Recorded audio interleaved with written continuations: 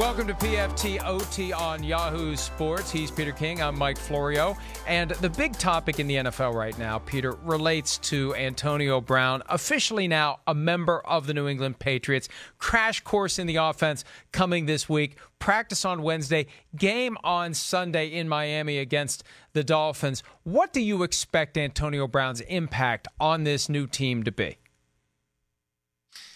Well, Mike, I think that what happens when you go to New England is you've got to fit in. You ask players like Corey Dillon and Randy Moss, who obviously worked very, very well, as troubled players walking in.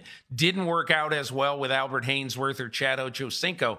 It wasn't that they were huge problems. It's just that they were not huge stars by the time they got to New England. So to me, I think Antonio Brown will be supremely motivated to leave all of his baggage at the doorstep of the locker room and to walk in and to be one of the guys.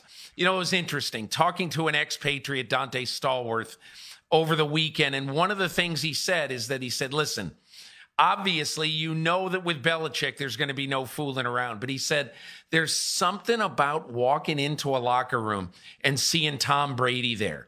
And he said, oh, my God, I'm playing with one of the greatest guys of all time. And he said that I don't care how Antonio Brown has acted to this point. He's going to go in there. And it's not like this is Derek Carr. He's going to go in there and he's going to say, I am not going to screw this up.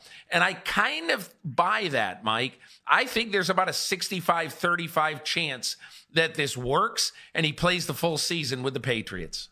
Yeah, two things. And you mentioned Derek Carr. And look, Carr played great on Monday night for the Raiders against the Broncos. But I remember back in March, Larry Fitzgerald was speaking at the MIT analytics conference they do every year, and he had a message for Antonio Brown. Be careful what you wish for, because you've had Ben Roethlisberger your whole career.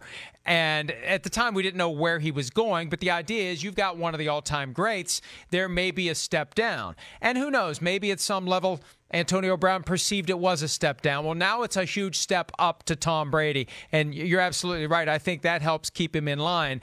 And for me, Peter, this is the second point. How much of the antics that we've seen as he tried to get out of Pittsburgh and then later tried to get out of Oakland, how much of it was the result of him consciously flipping a switch? How much of it is deliberate and engineered? And can he turn it off? Can he turn off that side of him that will do things that will get him in trouble in New England? If he can turn that off and keep it off, he'll be fine. If he can't control it, at some point, something's going to happen that's going to test Bill Belichick and force him to decide, do I get aggressive with this guy? Do I let him do whatever he wants to do? I think of that story of Randy Moss and others showing up late one day because there was a blizzard in New England. And they have a legitimate reason to be late. There's a blizzard. And what did Bill Belichick do? He said, get in the car and get your ass home. So I think whether or not Antonio Brown can control that craziness we've seen on two different occasions this year is going to go a long way toward determining whether or not he makes it as a Patriot. I'll be surprised if he doesn't control it, Mike, because he has to know that this is the end of the gravy train.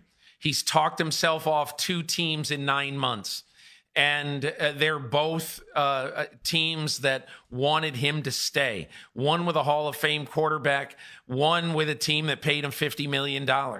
So what possibly would motivate anybody to give him another chance if he shoots his way out of New England? This is it.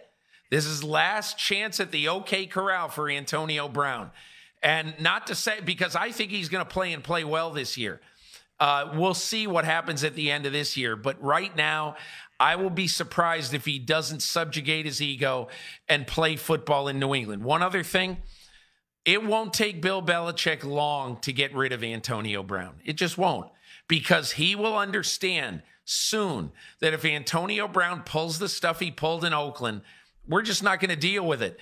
Belichick understands 2 things about his team. 1, he has Tom Brady. 2, he's got a defense that's going to keep them in games while they figure out what they're going to do on offense. And I'll give you this is number 3, but it kind of goes to the Tom Brady part of it. Josh McDaniels has been making chicken salad out of chicken feathers for years. And I think he'll continue to do that even without Rob Gronkowski, and even if he has to play the year at some point without Antonio Brown. Well, with Antonio Brown and Josh Gordon and Julian Edelman, Josh McDaniels can make chicken salad out of filet mignon because he's got some great components, along with Tom Brady, the greatest of all time, throwing the passes. That is it. Check out more PFT OT on Yahoo Sports throughout the NFL season.